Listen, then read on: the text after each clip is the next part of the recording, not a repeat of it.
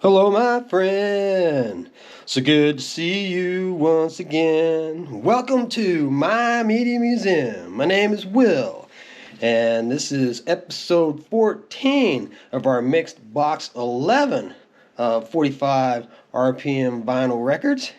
And we've got a cool one here, the Angels. My boyfriend's back and you're gonna be in trouble. Now, this is the Smash Records all-time smash hits release of this, so it's clearly a reissue. This is not the original time that this song came out on vinyl, but man, what a beautiful piece of plastic that is, huh? Yeah. And the B side of it is a song also by the Angels called "I Adore Him." I'm not really familiar with that one, but again, that's probably one that if I put it on, I might recognize. You might recognize it too. And we had this nice little information tag here that was stuck to the sleeve, but the glue is giving up and it don't stuck no more. So I wanted to at least show you that. So you had that. Now next up, we got a really cool, interesting one here. The sleeve's all wrinkled up, so I'm not going to use it to protect the disc like I usually do. And it's just one of those generic sleeves. But this song, we've got some really cool information to share with you on. Junior Walker and the All-Stars doing Shotgun, which hit number 4 in March of 1965 on the Top 40s chart. But this song was covered at a later time. It was around the same year, actually, 1965. But Jimi Hendrix was part of Little Richard's touring band at that time. And the vocalist Buddy and Stacy borrowed Little Richard's touring band to help them make a performance on Nashville Channel 5's Night Train show. So this was the first time that Jimi Hendrix ever appeared on television, and this was long before the Greenwich Village days, or before he went to England, or if you're a big Hendrix fan, this is back before he really made it big. He toured a lot in what they called the Chitlin circuit back in the early to mid '60s. Played with a number of different artists. Little Richards was one of the big, more well-known ones. But there's a video on YouTube even of this very performance from July of 1965, and I will put a link in the description, and I'll probably go ahead and put one down in the comments section too, just to make sure that it's easily accessible to everyone, to a video clip of that. Now, that clip's been up on YouTube for, I think it said 12 years. It's not my channel, it's not my clip, but it does give you an opportunity to see this very first performance of Jimi Hendrix ever on television. And it's really cool to see. And if you don't recognize him right out the gate, he's the guitarist on the left-hand side of the screen. So if you want to check that out, be sure and look down in the comment section or in the description of the video, and I'll make sure to put that link in there when I post this video up. But the B-side of this is Junior Walker and the All-Stars again, Do the Boomerang, which is not a song that I know anything about whatsoever. Apparently it hit number 36 in July of '65, which was a very good year, by the way. This is a Motown Yesteryear series, so again, as with so many of them that we have in this, latter half of this box, they are reissues, so they're not originals. But that's all right. I mean, again, so many of them are absolutely beautiful. The descriptions, I've commented before, some of them crack me up because they'll say very fine and give some kind of a value, and they're not so very fine. But a lot of them are. A lot of them are just beautiful. And I always liked this sleeve, this RCA Gold Standard Series sleeve with Saturn. That's really cool. I really like that sleeve. That's a well done sleeve, whoever was involved with creating that. Now this one might make you think of Beetlejuice. This song's been forever attached to that film. Banana Boat Day-O. Now you may not know it. Maybe the Day-O gives it away for you, but you may not know it from the title Banana Boat. But daylight's coming and I want to go home. Day-O. Day-O. They're all around the table and the ghosts are trying to possess them to scare them, make them run away, and it actually has the exact opposite effect in the film. And there's a sequel to Beetlejuice just out, or coming out here recently. That might be interesting to check out. I have not yet seen it, but I have seen Beetlejuice 100 times or more. But Harry Belafonte, this was a really big hit for him.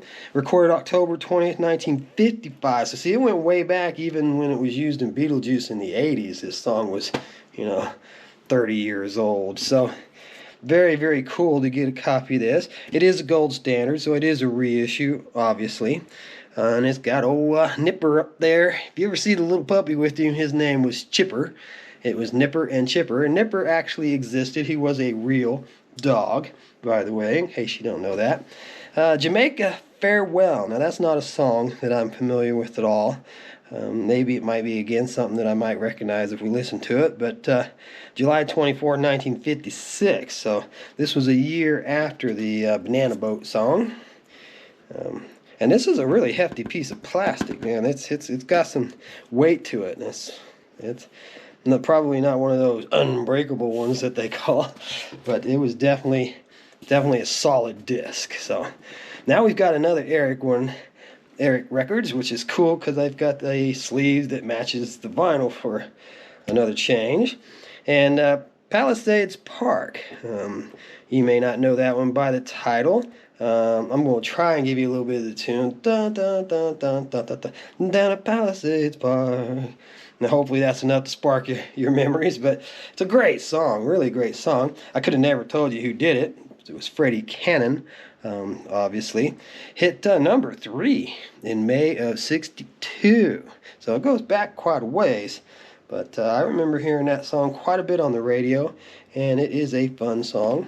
I'm really glad to have it in the collection now. And on the B side of that one, we've got Transistor Sister. What a cool title, huh? I don't know the song, but that definitely is a novelty title, if not a novelty song. But I like that. Transistor Sister. Makes me think of Twisted Sister, just because I don't know.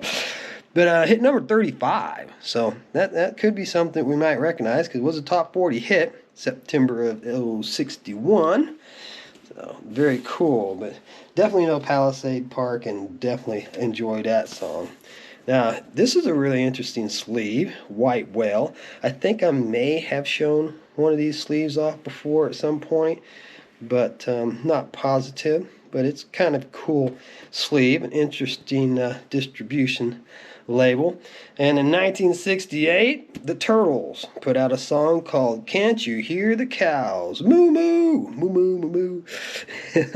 Yeah, I don't know the song. I did look it up when I bought this, but it's been a little while back. And it was an interesting song. The B-side is something that you'd think you'd more likely recognize, but I didn't at the time. The Story of Rock and Roll. So that's kind of a more straight up title. But yeah, when I seen this one, I just had to give it a spin. Can't You Hear the Cows? Because I like novelty records. I am a fan of the goofy little novelty songs and stuff, and I have quite a few of them. In fact, I have a whole box that I plan to film of some guy that collected novelty records, and a lot of these in this box are really obscure things that I don't even recognize. And having been a big Dr. Demento fan, I'm fairly well versed in the novelty records.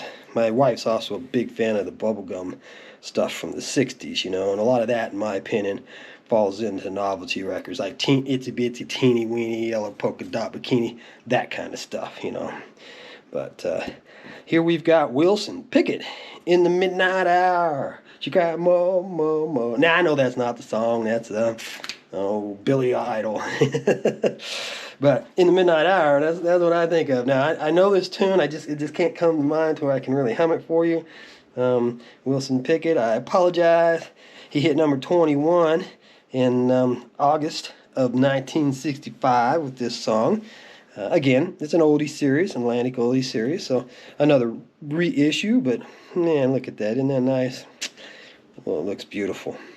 And a B-side is actually a higher chart-topping song, 6, 3, 4, 5, 7, 8, 9. 8675309. And that's the song that I know that's a phone number. This one doesn't bring any kind of tune to my head, but it hit number 13 in March of '66, so it must bring a tune to somebody out there's head, I would think.